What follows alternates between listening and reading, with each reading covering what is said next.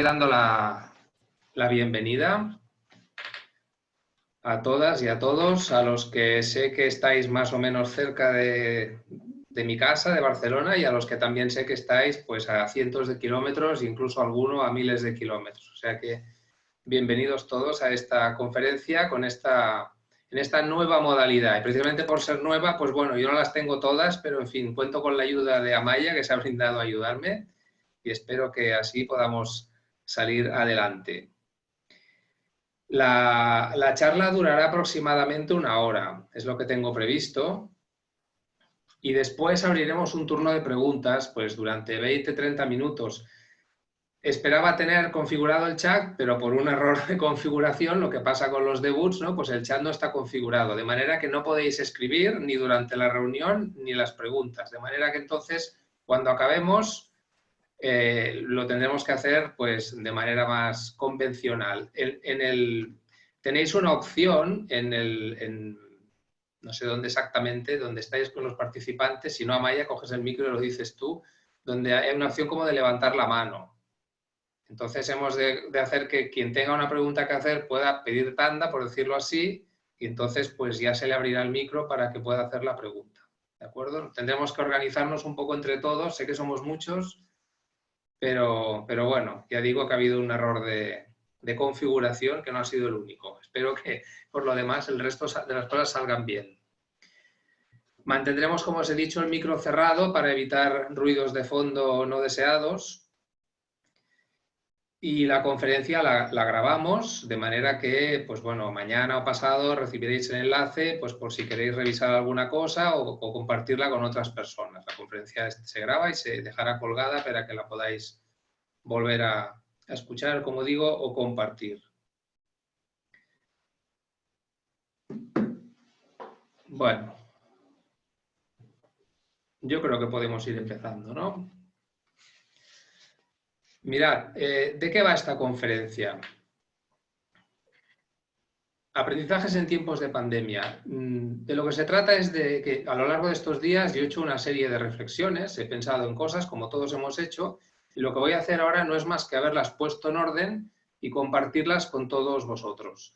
Los que ya habéis hecho alguna formación conmigo, alguna conferencia, pues ya sabéis que me gusta y me encanta soltar preguntas complicadas para que la gente las piense y saque sus propias conclusiones, porque son las propias conclusiones las que tienen valor, no las que os cuente yo.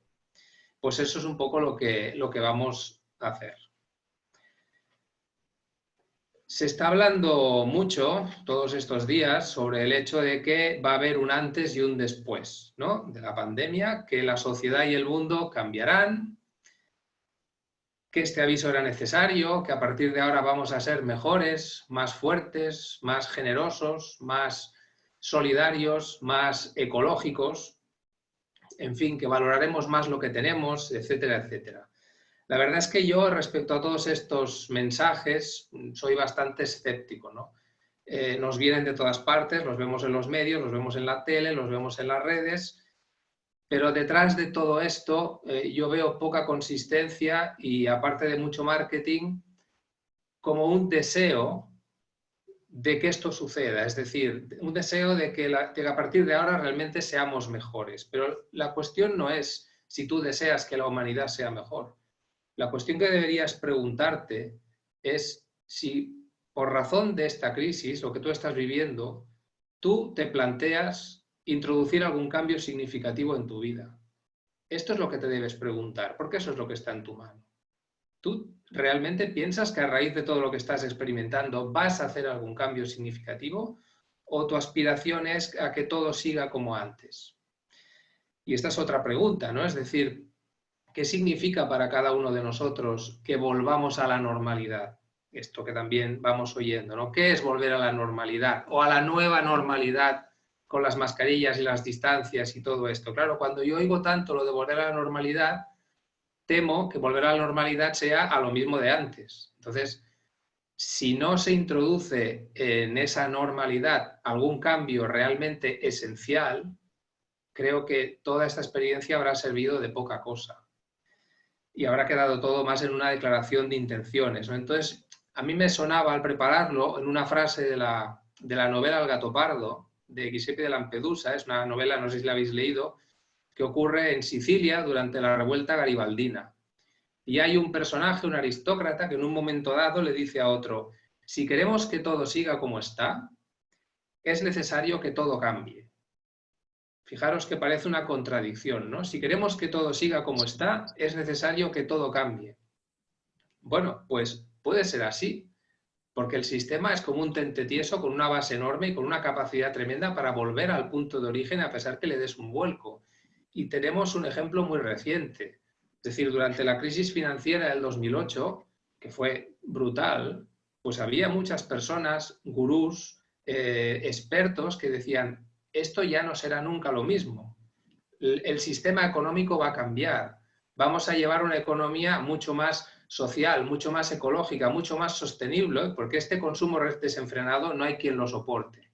Bueno, habéis visto muchos cambios, yo no he visto demasiados, francamente. Da la sensación de que todo ha vuelto, con algunos retoques, más o menos al punto de partida.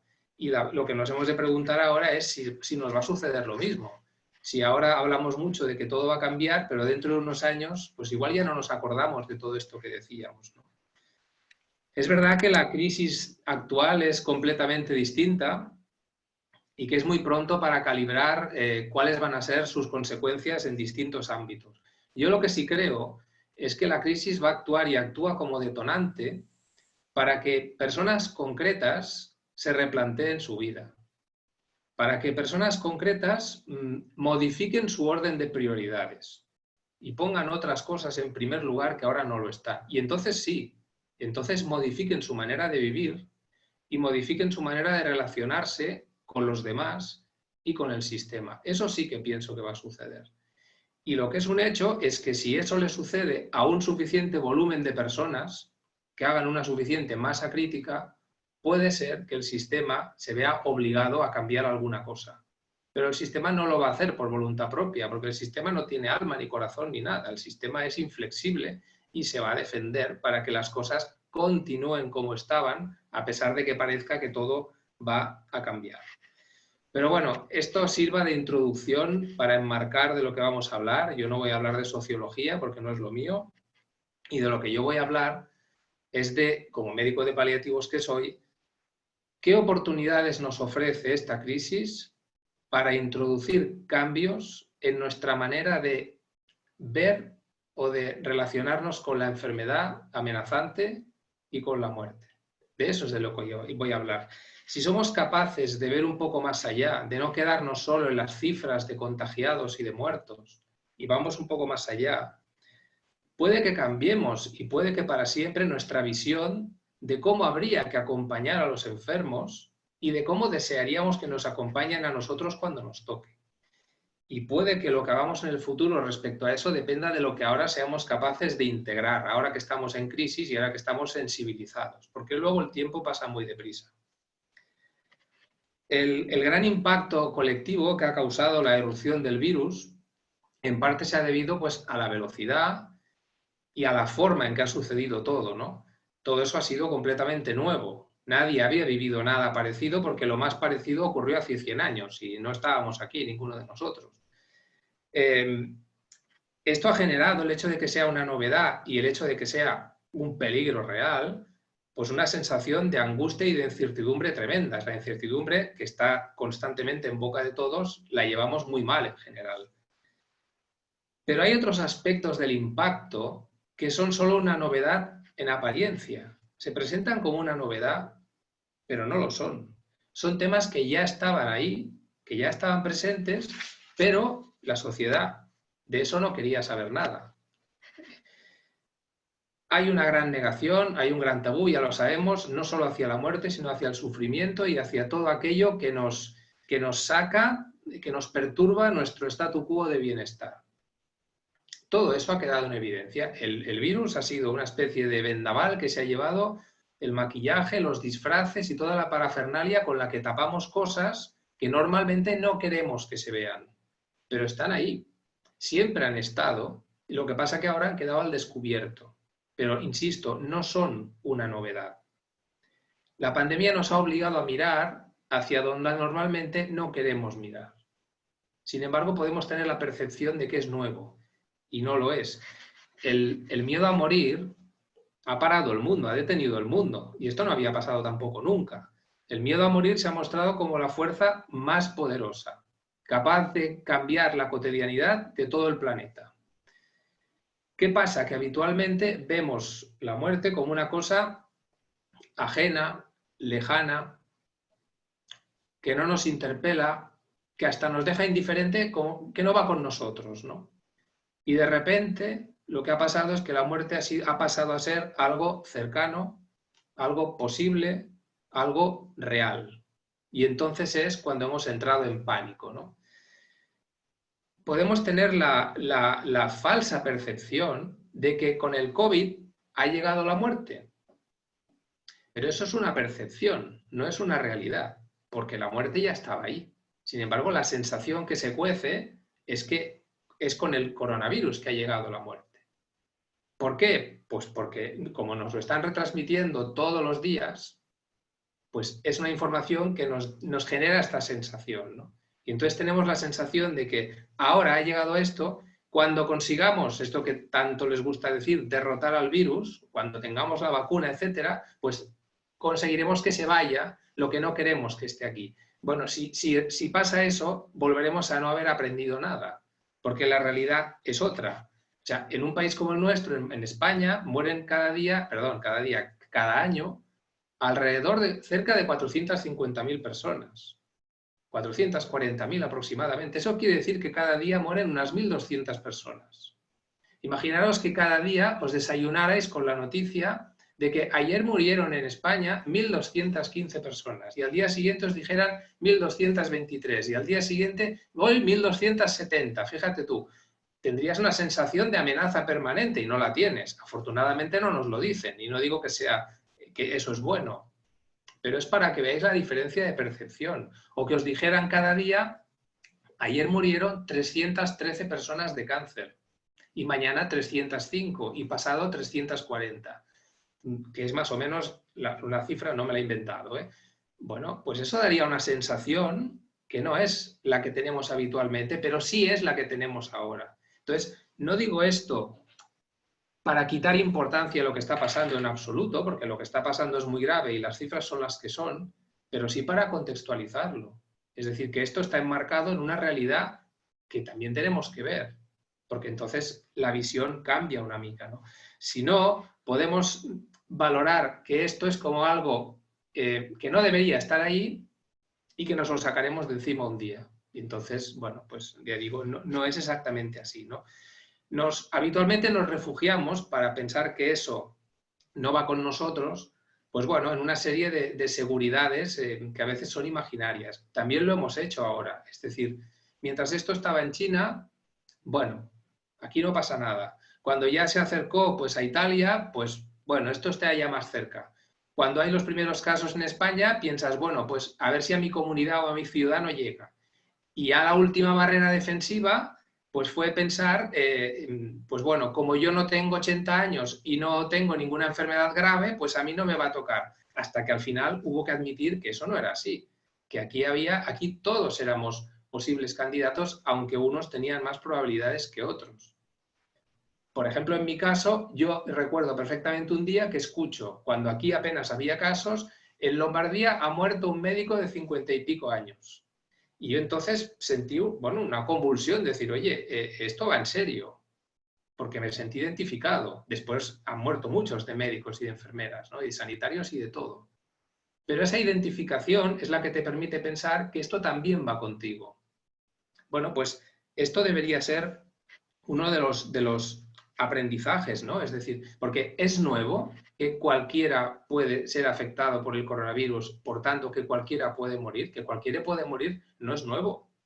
Lo que pasa es que nos queremos creer otra cosa, pero no es nuevo. Y esto nos ha de ayudar a tomar conciencia de esto. Todos venimos con un billete de vuelta en el bolsillo. Un billete de vuelta del cual no conocemos la fecha de utilización, pero sí sabemos que es de uso obligado. Todos hemos de utilizarlo. ¿Qué ha hecho la pandemia? Nos ha obligado a meter la mano en el bolsillo. Nos ha obligado a meter la mano en el bolsillo y a tocar el billete. Entonces, al menos a la mayoría, muchos seguirán pensando que esto no va con ellos. Pero cuando metes la mano en el bolsillo puedes pensar, ostras, es verdad.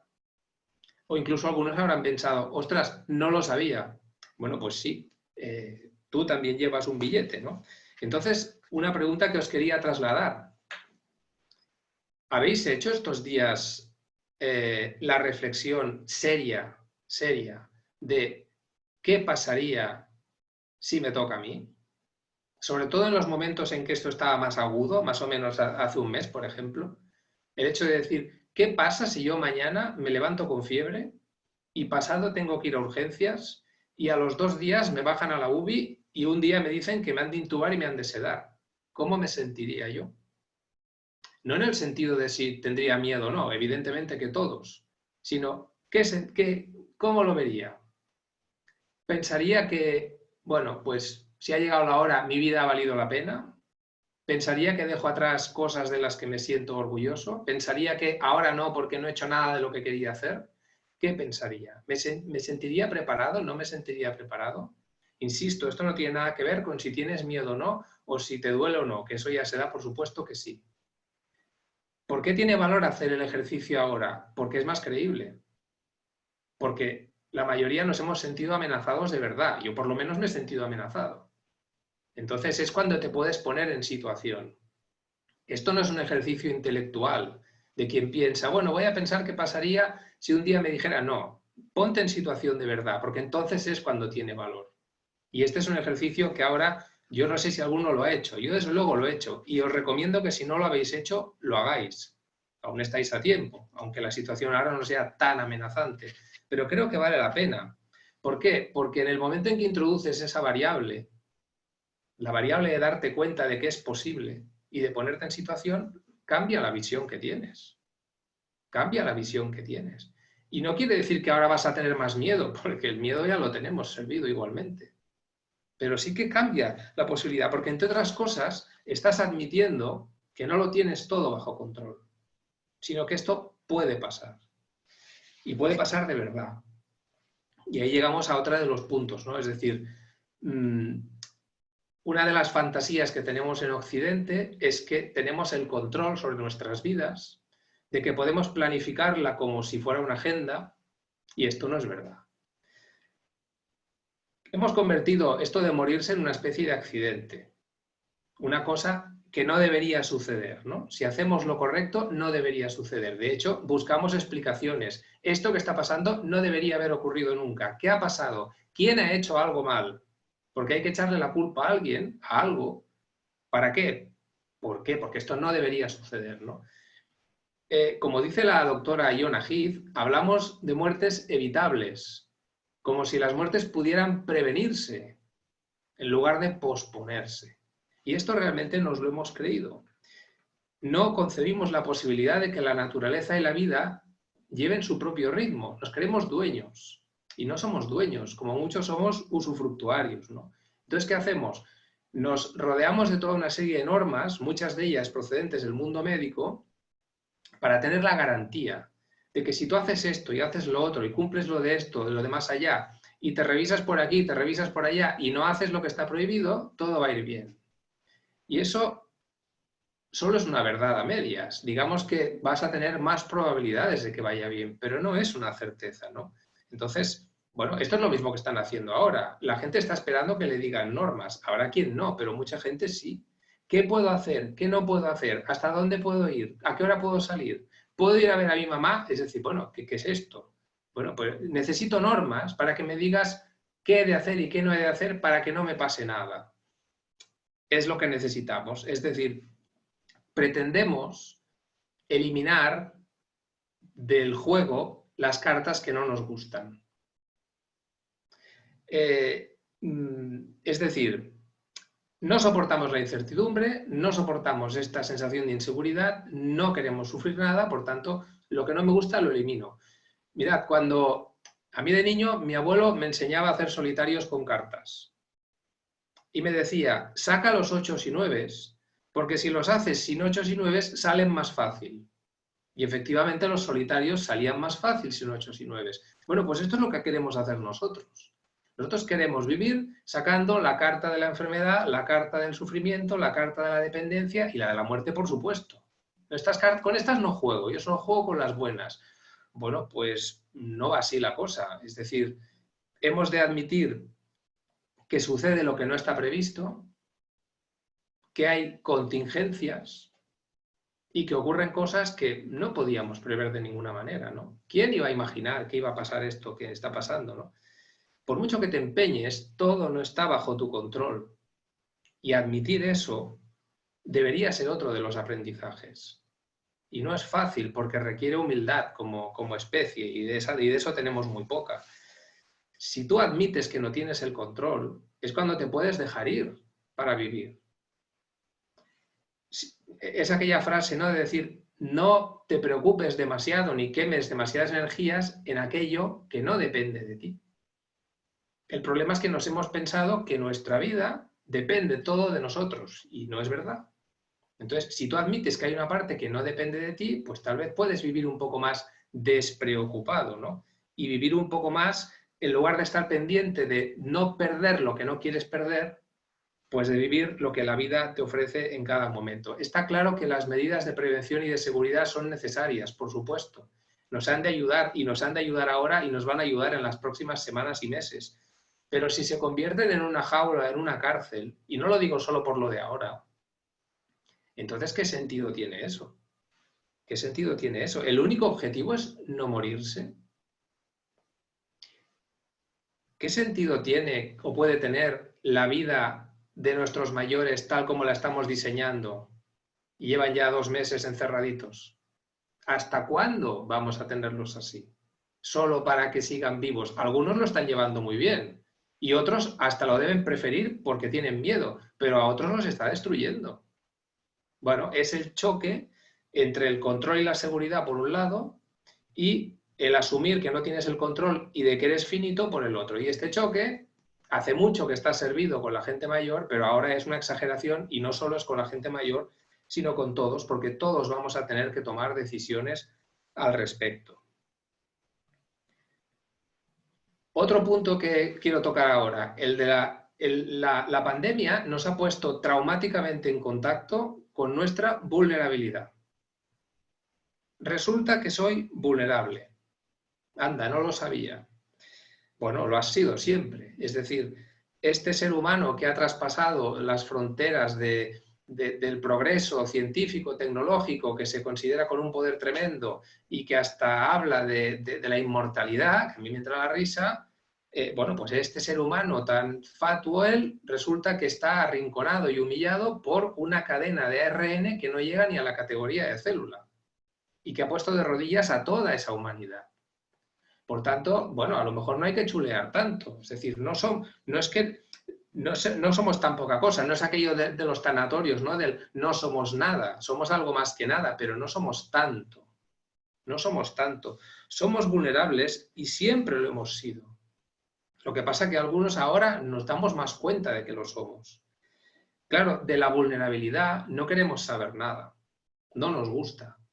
No queremos verla en los ancianos, no queremos verla en los enfermos, no queremos verla en nadie. ¿Por qué? Porque el modelo que veneramos es el modelo de la persona autónoma, autosuficiente, independiente, con la agenda llena de actividades y que no necesita a nadie. Este es el modelo. Este es el modelo para todos, incluso para la gente mayor.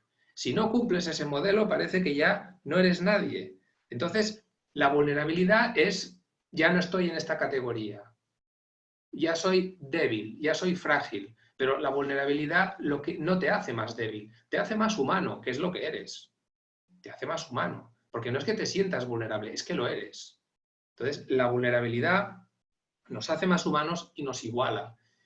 Nos otorga el derecho a ser cuidados, a ser acompañados por otro que es igual de vulnerable que yo, que en este momento está en mejores circunstancias y me puede ayudar, pero mañana puede ser al revés.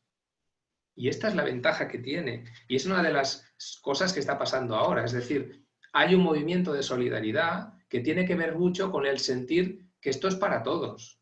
O sea, yo no te ayudo desde el yo estoy muy bien, tú estás muy mal, pobrecito, te voy a ayudar, sino el decir, Aquí el reparto es generalizado. Entonces yo, que ahora estoy mejor, te voy a ayudar a ti que me necesitas. Pero a lo mejor resulta que pasado mañana soy yo el que voy a necesitar a otro. Por tanto, este sentimiento de que la vulnerabilidad es común, como digo, nos iguala y nos hace más solidarios. Otra pregunta, ¿habéis contactado con esta vulnerabilidad vuestra? ¿Os habéis sentido frágiles y vulnerables especialmente a lo largo de estos días? Es otra pregunta que podéis pensar. Alguien puede decir, pero es que si me siento vulnerable tengo más miedo. Yo creo que no es así. Yo creo que no es así. Es decir, cuando yo me siento vulnerable, significa que yo tomo conciencia de que yo puedo enfermar, de que yo puedo perder capacidades, de que yo puedo perder autonomía y de que un día me puedo morir. Por lo tanto, y a pesar de que pase todo esto, yo seguiré siendo yo. Porque yo, aunque no sea un individuo autónomo, independiente, que pueda hacer muchas cosas, yo sigo siendo yo. Yo no soy las cosas que hago, soy más que eso.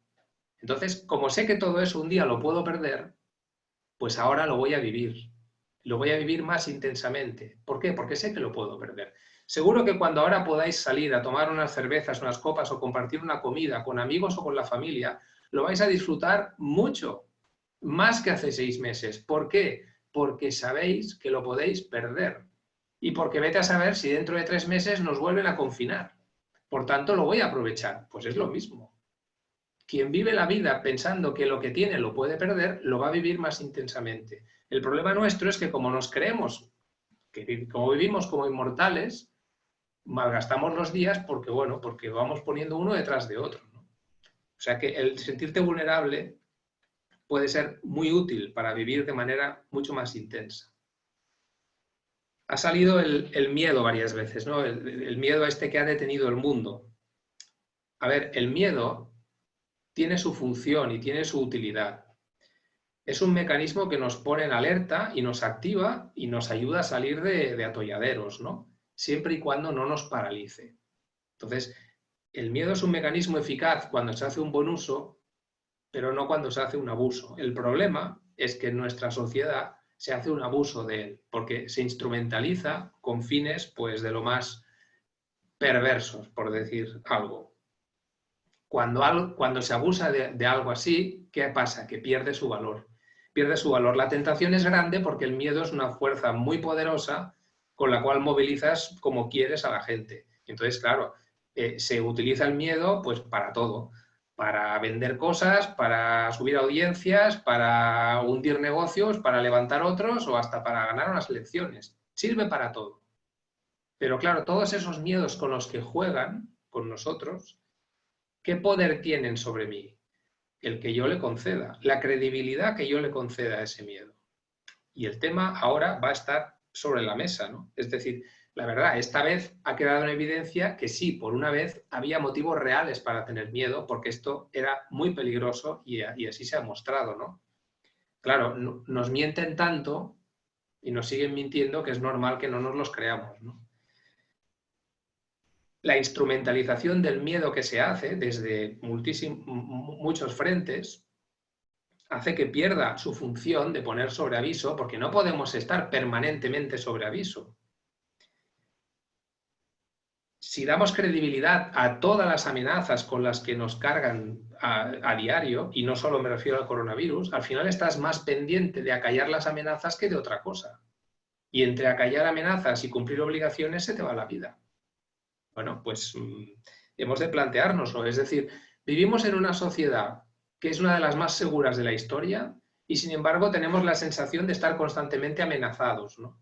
Amenazados por cosas múltiples, porque nos llegan mensajes por todas partes, por los medios, por la tele, por las noticias que vemos en Internet, por los WhatsApp, por las redes, amenazas, amenazas, amenazas de todo tipo, desde que si te sube el colesterol te va a dar un no sé qué y por tanto tómate no sé cuántos, hasta pues que te van a hackear el ordenador o te van a intoxicar con no sé qué o te van a timar con la tarjeta de crédito. Bueno, estás constante y pásalo y venga, entonces estás constantemente con el aire en el cuerpo, ¿no? Eso, bueno, pues eso qué poder tiene sobre ti, el que tú le concedas, el que tú le concedas. Si le das credibilidad, estás listo, porque no van a parar. ¿Por qué? Porque eso permite movilizar a la gente, ¿no? Entonces, bueno, vamos a tener ahora una prueba, ¿no? Es decir, ¿hasta qué punto vas a permitir que el miedo condicione tu manera de vivir en las próximas semanas o meses o años?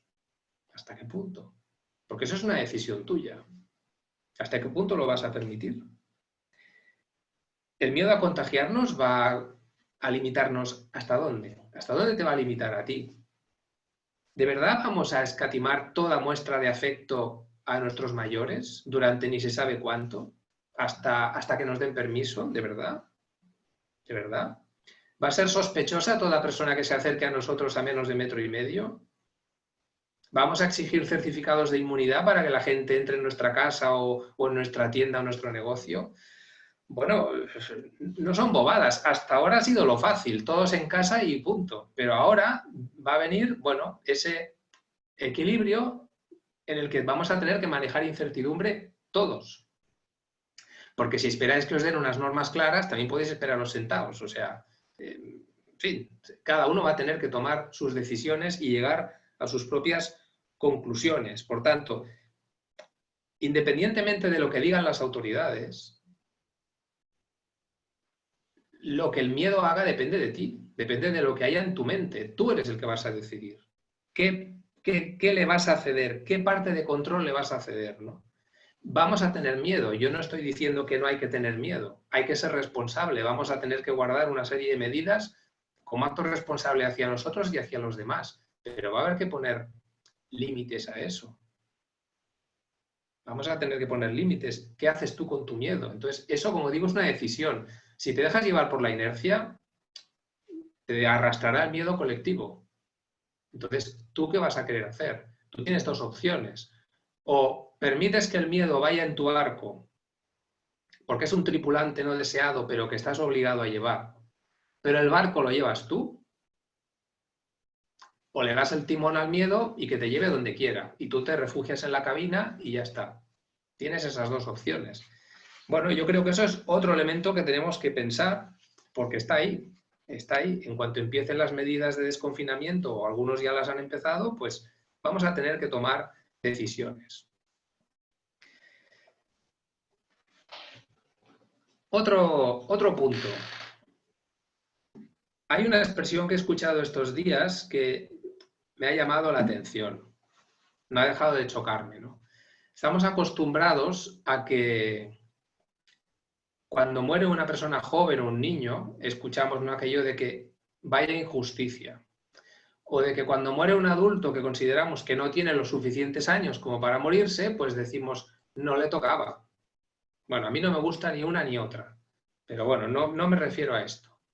Lo que me ha llamado la atención es que en estos días he escuchado más de una vez la expresión no le tocaba, fíjate tú, refiriéndose a una persona de 80 y tantos años, y que nadie me interprete mal, que estaba bien, que no tenía ninguna patología importante, que llevaba una vida autónoma, independiente, que hacía muchas cosas y que tenía además un aspecto la mar de chulo. Entonces, bueno, ¿por qué me choca? No porque yo piense que como tiene 80 y tantos sí que le toca, no, por favor, no quiero decir esto. Pero sin embargo, sí que la sorpresa no deja de sorprenderme. Porque claro, este señor de 80 y tantos años también lleva el billete en el bolsillo, igual que todos los demás. Y es evidente que el que tiene 80 y tantos tiene más probabilidades que el que tiene 40 o el que tiene 20. El pensar, como tiene 80 y pico, pero está muy bien, puede vivir no sé cuántos. Y por tanto, si no hubiera sido por el coronavirus, hubiera podido vivir muchísimos años más, es no introducir lo imprevisto en la ecuación, ¿no? Pero además revela otra cosa, y es otra de nuestras fantasías, la de que no envejecemos. Es decir, si nos cuidamos, si hacemos una serie de cosas, si tenemos un poquito de suerte y sobre todo si tenemos muchos médicos, pues podemos vivir muchos años y además mantenemos un espíritu joven, ¿no? Pues nada, aquí tira millas hasta ni se sabe cuándo, ¿no? Sin aceptar que los 80 y tantos o los 70 y tantos o los 90 y tantos son ese número de años. Es decir, Tú puedes tener 80 y tantos años y tener un aspecto estupendo y llevar una vida muy activa, pero tu organismo tiene 80 y tantos años y tu sistema inmunitario tiene 80 y tantos años. No lo parece, pero lo tiene. Y eso hace que cuando eres agredido, tu capacidad para responder no es la misma que la de una persona de 40 o de 20. Esto no lo aceptamos. No se acepta. Ni lo aceptan los mayores, ni lo aceptan sus hijos. Cuidado, ¿eh? No solo los mayores. Entonces, eso es otra realidad. Y esta frase lo que pone en evidencia es esa realidad. Insisto, no es porque le toque o le deje de tocar. Es porque pone de manifiesto que cómo es posible que se mueran los mayores. ¿Y por qué no ha de serlo? O sea, bueno, no sé. Es algo que he pensado, ¿no? No podemos seguir cayendo en la falsa seguridad de que si hacemos las cosas bien, por defecto seguiremos viviendo y seguiremos viviendo y seguiremos viviendo, como el del Duracell, ¿no? No es así. Las muertes no tocan ni dejan de tocar. Suceden. Aceptar eso da vértigo, porque me quita el control. Pero es que es la única manera, porque si no, de toda esa fantasía o falacia de que tenemos el control y de que si hacemos las cosas bien la gente vive por defecto innumerables años, de ahí es de donde salen la innumerable cantidad de malas muertes que se producen en nuestra sociedad. Y no hablo del coronavirus, hablo de las malas muertes en nuestra sociedad. ¿Por qué? Porque no nos creemos que eso pueda pasar. Y conozco el tema porque me dedico a paliativos. Por tanto, esta es otra de las cosas que, bueno, pues deberíamos situar en su justo punto, ¿no? Posiblemente lo que más impacto ha causado de la crisis en la opinión pública, y si hiciéramos una encuesta entre vosotras seguro que saldría este tema, es que la gente haya muerto en soledad. Esto ha sido muy impactante. Esto ha generado conmoción. La imagen de alguien, de una persona postrada en una cama de UCI, rodeada de personajes fantasmagóricos, ¿no? Con personajes de ciencia ficción, sin una mano amiga a la que cogerse y sin la presencia amorosa de un ser querido al lado que le acompañe en estas últimas horas o días, bueno, esto es algo que ha sobrecogido a la gente, ha sobrecogido tremendamente. Más aún cuando sabíamos que desde el momento en que llegaron al hospital y fueron sospechosos de coronavirus, fueron separados y aislados y ya no volvieron a ver más a su familia, o su familia no volvió a ver al enfermo. Esto ha sido terrorífico. Y eso se ha vivido muy mal desde fuera. Qué horror morir solo, ¿no? Y además, bueno, sale hasta en los noticiarios, ¿no? Qué horror morir solo. De hecho, esto ha movilizado a la gente, tanto a particulares como a instituciones, ¿no? Pues, por ejemplo, pues donando dispositivos para que los enfermos o los ancianos se puedan comunicar con sus familias. Y ha habido múltiples manos que han hecho de mediadores para que sea posible esa comunicación. Muchos profesionales sanitarios han introducido una tarea más en su ya apretada agenda de trabajo, que es sostener una tablet para que el enfermo pueda comunicarse con su familia que está fuera y a la que no puede ver. Eso se ha vivido como algo terrible. Terrible. Esto es la realidad. Es una estampa que ha impactado muchísimo. Es como si la sociedad de repente hubiera descubierto lo que puede significar morir solo. Como si antes no lo supiera, ¿no? Porque esta situación es completamente nueva. Bueno, pues demos un paso atrás y cojamos un poquito de perspectiva. Si cogemos un poco de perspectiva, ahora que hemos empatizado con lo que puede significar morir solo, pues a lo mejor podemos entender mejor lo que significa para muchos enfermos encaminarse hacia la muerte en completa soledad.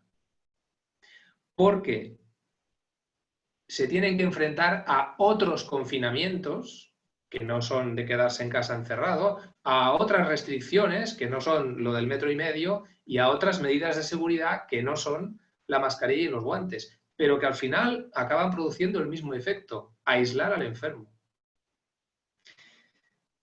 El virus de la negación, de la muerte, es tan peligroso o más como el que más. Es muy peligroso y muy pernicioso. El miedo del entorno del enfermo a aceptar lo que realmente está pasando, que es que hay una persona que está aparentemente entrando en la recta final de su vida, el miedo a hablar de eso, el miedo a que otros hablen de eso, el pánico a sentir emociones que en nuestra sociedad parece que están prohibidas, porque no puedes estar triste, no puedes llorar, si lloras 3 veces te dan un antidepresivo, la insistencia en la lucha por la lucha, sin dar la oportunidad a la aceptación o a preparar una salida en paz, todo esto acaba dejando en completa soledad a muchos de nuestros enfermos. Y si alguien piensa que estoy exagerando, le aseguro que no estoy exagerando, que lo conozco bien. Entonces, bueno, con un agravante, ¿no? Y es que ahora apenas ha habido tiempo de reaccionar. Todo ha ido muy deprisa. Y de hecho, en algunos sitios, no en todos, en algunos sitios han empezado a permitir un poco más de lo que permitían al principio. Pero la reacción ha sido lógica, ¿no? Inicialmente. No ha habido tiempo de reaccionar. Pero la mayor parte de enfermos mueren después de un proceso relativamente largo, de semanas o meses. Por tanto, hay tiempo de sobras para, a pesar del miedo que tienes, acercarte y romper esa soledad desde el acompañamiento.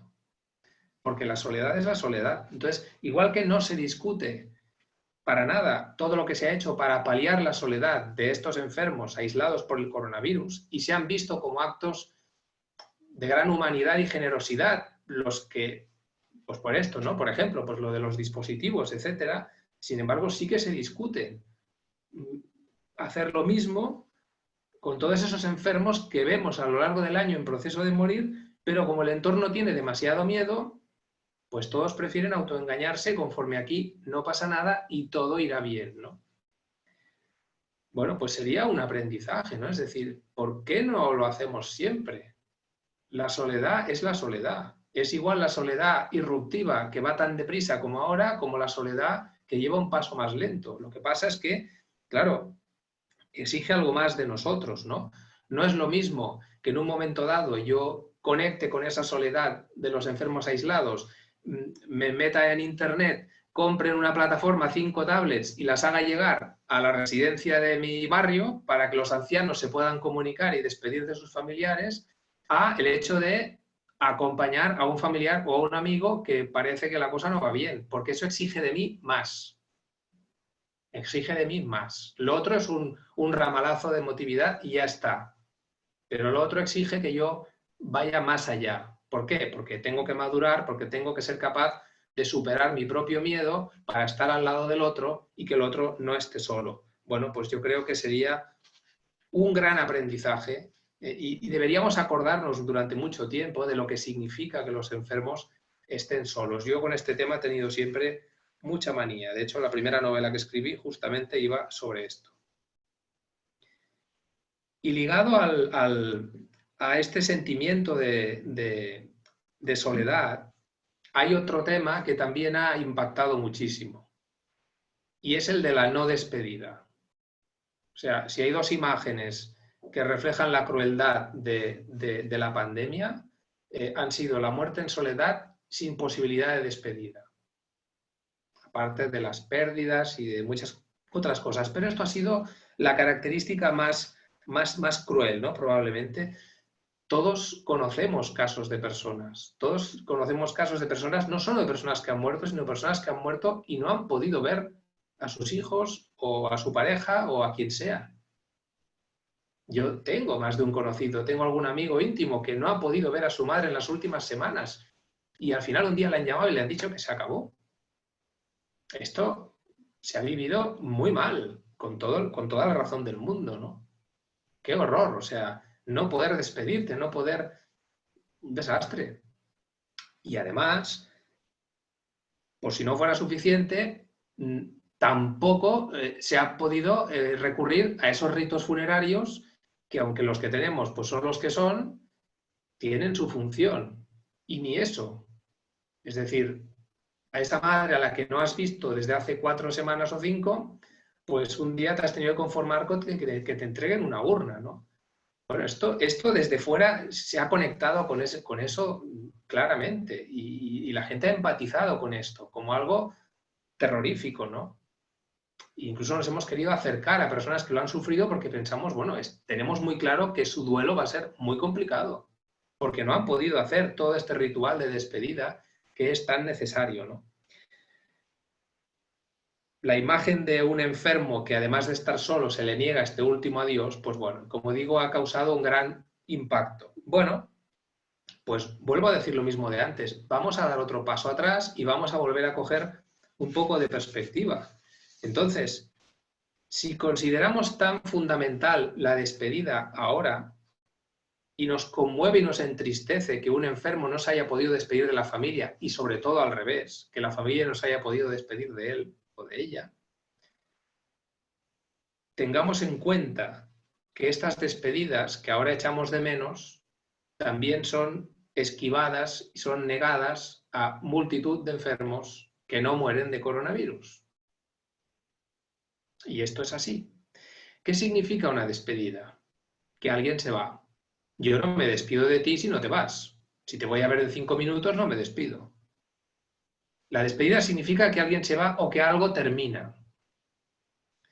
Por tanto, la despedida implica la aceptación de que efectivamente la vida de alguien está llegando a su final. Por tanto, eludir la despedida es una manera de evitar la aceptación y de evitar sentir lo que no queremos sentir. Pero como consecuencia de eso, le escatimamos al enfermo su proceso de despedida. Y eso está sucediendo. Y vuelvo a insistir en que está sucediendo y lo digo en serio. Entonces, ese enfermo que decíamos antes que camina en soledad hacia su muerte, el entorno, mientras tanto, le da mensajes de ánimos y le va diciendo que todo acabará bien, ¿no? Ese todo irá bien, que a mí me pone un poco de los nervios porque es muy peligrosa esa frase. A ver, claro, si nadie va a morir, ¿para qué vamos a despedirnos? Por tanto, el argumento es al revés. No nos despedimos y así quiere decir que nadie va a morir. Ya, pero eso es negar lo que está pasando. Negar lo que está pasando y dejar todavía más solo al enfermo. La tragedia para el enfermo es la misma. Es la misma para el enfermo que está ahora aislado que para el enfermo que se siente aislado. Sí, que no está en una habitación solo rodeado de fantasmas, pero está solo. Está solo porque todo el mundo hace como si no pasara nada. Y eso es una realidad todavía demasiado frecuente, ¿no? Entonces, bueno, nos puede servir esta experiencia para comprender que la despedida es importante siempre, para todos, no solo ahora. Además, no pensemos en la despedida como ese último apretón de manos, esa última mirada o esas últimas palabras que te puedes intercambiar. Pensemos en la despedida como un proceso de desprendimiento de la vida, en el cual el enfermo va soltando ataduras y se va liberando. Y esto normalmente no sucede en 5 minutos, sino que sucede a lo largo de unos días o más. Y es lo que le facilita marcharse en paz, y es lo que deja a la familia en paz. Es un proceso de desprendimiento. Acompañar ese proceso es una de las cosas más bonitas que se pueden hacer por alguien a quien quieres. Y eso está en nuestra mano la mayor parte de las veces. En cambio ahora, pues desgraciadamente no ha estado en las manos de las familias poder hacerlo porque se lo han negado. Por las circunstancias, no vamos a entrar ahora en si está justificado o no. Por tanto, sería bueno que lo pensemos, por nosotros y por los de nuestro alrededor, ¿no? Que tomemos conciencia de que cada vez que se alimentan mensajes de falsas esperanzas, de expectativas que no hay quien se crea, estamos saboteando procesos de despedida. Cada vez que se miente o que no se permite a otros hablar de lo que realmente está pasando, se están bloqueando procesos de despedida. Y esto es así.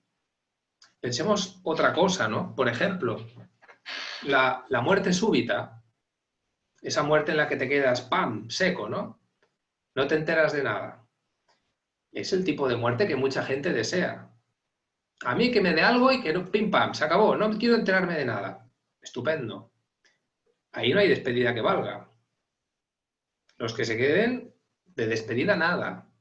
Esa muerte era para los antiguos la más temida, era la muerte maldita. Era la muerte más vergonzosa, era una infamia. ¿Por qué? Porque no te permitía ni tomar disposiciones ni despedirte, que era algo que se hacía habitualmente. Y era una muerte de la que ni se nombraba, y no se guardaba luto por ella. Y sin embargo ahora es la que mucha gente desea. ¿Por qué? Porque me permite saltarme una fase de la vida que no quiero, ¿no? Los 8 y 9 todos fuera de golpe. Esto no lo quiero. Por tanto, yo esto me lo salto. Bueno, pues, en fin, es una manera de verlo, pero tengamos en cuenta esto. Entonces, bueno, si consideramos que la despedida es tan importante, que lo sea siempre. Y no neguemos o no contribuyamos a que otros nieguen despedidas negando lo que está pasando, ¿no? Que el enfermo está muriendo y todo el mundo está mirando para otra parte porque no se quiere aceptar esto, ¿no? Bueno, era otro tema que quería comentar. Y ya vamos llegando al final. Ahora al final sí que os pondré una diapositiva que servirá para hacer un poco el resumen.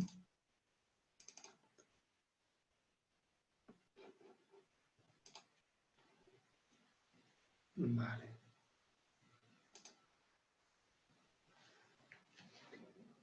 Bien, mirad, de todas las crisis se pueden aprender cosas. De hecho, aprendemos, maduramos y crecemos cuando tenemos delante adversidades y dificultades. En periodos de bonanza no crecemos. Necesitamos ser probados cuando hay situaciones difíciles. Por tanto, tenemos una oportunidad. Tenemos una oportunidad, pero nos exige que pensemos, que reflexionemos, que integremos cosas y que tal vez tomemos decisiones de introducir algún cambio, o por lo menos que maduremos todos estos pensamientos o los que cada uno tenga que madurar. Estos solo son posibilidades que yo pongo sobre la mesa, ¿no? Pensemos, recordemos que somos finitos, es el primer punto que hemos tratado, ¿no? Somos finitos. Integremos esa posibilidad, integremos la posibilidad. Seamos conscientes de que llevamos un billete en el bolsillo. No hace falta que lo toquemos cada día, eso sería insano. Pero recordarlo de vez en cuando, os aseguro que no es malo, porque nos libera. Y no nos escudemos en falsas seguridades. Admitamos que somos vulnerables, pero no como algo que nos debilita, sino como algo que nos iguala, que nos humaniza y que al mismo tiempo también nos libera y nos permite vivir más intensamente lo que la vida nos concede ahora. Aceptemos que la vida no está bajo nuestro control, que va a su propio ritmo y que en ese camino que recorremos, lo que hay detrás de la siguiente curva puede que sea algo muy agradable o puede que sea algo desagradable, no lo sé, pero lo voy a vivir, tanto si es un giro a la derecha como si es un giro a la izquierda. Y no puedo vivir con el miedo de a ver qué va a pasar. Y no puedo pensar que yo tengo el control sobre eso porque no lo tengo. No nos dejemos atrapar por los miedos, todos esos miedos que siembran los agoreros, los ignorantes, los maliciosos o los que sencillamente nos quieren enganchar su miedo, ¿no? Como yo tengo miedo, pues te lo engancho a ti. No, no lo permitamos, o sea, no les demos credibilidad. Aceptemos que hemos de convivir con el miedo a enfermar, con el miedo al sufrimiento, con el miedo a morirnos, y eso será más liberador, aceptar eso, lo que decía el tripulante que tiene que ir en mi barco, pero el barco lo llevo yo, que no intentar un slalom, que es imposible. Es imposible. Y seamos capaces de estar al lado de nuestros enfermos, de acompañarles desde la honestidad, desde la aceptación, desde quien se sabe vulnerable y se pone al lado del otro, a pesar de su miedo. ¿Y cómo lo hacemos? Pues básicamente por amor, que es la fuerza que nos mueve a hacer casi todo lo que vale la pena en esta vida. Y es por amor, que yo a pesar de que tengo miedo voy a estar a tu lado. Y de esta manera es como voy a romper la soledad. Voy a romper la soledad para que tú no te sientas solo y para acompañarte en ese proceso que puede facilitar la despedida, poner el cierre a tu vida después de un correcto desprendimiento. Todo esto se puede hacer. Y todo esto es posible. Hay muchas personas que lo hacen. De hecho, yo pienso y estoy convencido por lo que he ido viendo a lo largo de estos últimos años que cada vez son más familias las que se atreven a tener esa experiencia, ¿no? Pero queda muchísimo camino por recorrer y quedan muchísimos miedos por trabajar. Yo creo que en la medida en que cada uno de nosotros integre sus propias reflexiones, no estas, sino cada uno las suyas, y haga su propio proceso de maduración, y tenemos una oportunidad ahora para dar un paso adelante, pues esto nos ayudará a ser emisores de, ¿cómo diría?, de normalidad y de serenidad. Cuando tú esto lo tienes trabajado y sucede una situación así, no es que tú no tengas miedo, claro que lo tienes, y no es que tú no sufras, claro que sufres, pero como lo tienes trabajado, a tu alrededor generas como una especie de halo de calma, de serenidad, de normalidad. ¿Y eso qué hace? Eso actúa como un cortafuegos, de manera que el miedo avanza, es como un incendio que avanza hasta que encuentra un cortafuegos y ahí se detiene. Y eso es una gran tarea que se puede hacer por los demás, es decir, creo que es una misión en el sentido de que este trabajo personal te puede ayudar a ti, por supuesto, para encarar tu vida, pero es que puede ser de un valor extraordinario para los que tienes a tu alrededor. Y siempre vamos a tener enfermos alrededor. Sean familiares, sean amigos, sean pacientes, sean quienes sean. Y que se pueden beneficiar de esa sensación, de esa normalización que uno genera cuando tiene los temas trabajados. Bueno, pues yo creo que tenemos ahora, en estos tiempos que nos toca vivir, la oportunidad de reforzar nuestra experiencia y ser personas más consistentes de cara a acompañar a los enfermos. Y ya está, esto es lo que os quería contar. Entonces,